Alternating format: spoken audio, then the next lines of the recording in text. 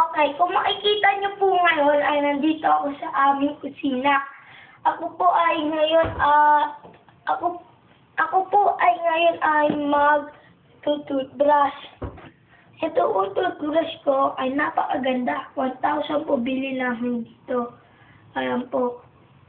At ang aking gamit ng Colgate naman ay napakamura po. Ito. Ang Happy. Nag 10% off po ito. Kaya ito po ang aming ginagamit ngayon. So, ayan na po. Ilalagay natin dito sa toothbrush. Malamang. Duh! Pagkalagay po natin dito. Yan na po. Magkaaroon po ng kulay red. Ito po.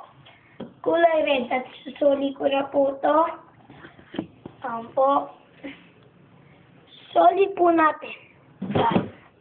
Pag nasoli na po natin ang ating toothbrush, kukuha po tayo ng baso. At ito po ang baso. Ito po, bali po, ilalapag muna po natin to dito. Pag nalapag po natin yan dyan, kukuha naman po tayo ng tubig. Dito po. Yan. Nakita nyo na po ang kuhaan ng tubig. Mineral po ang ginagamit namin. Kasi po, pag sa gripo, may mga alawa umiipit po sa aming teeth. Sa Tagalog, ipin. So, yan na po. Yan po, isusol na po natin.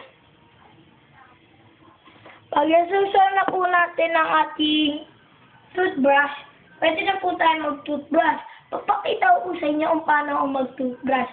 Una, lulunok ako.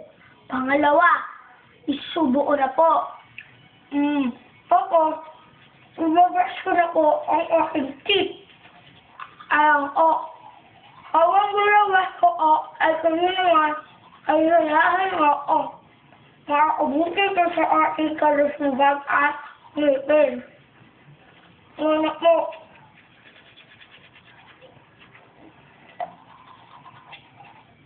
bawat sulok po dapat ay inutukbrusan natin katulad dito. Dito. It's very good for my health. Goodbye!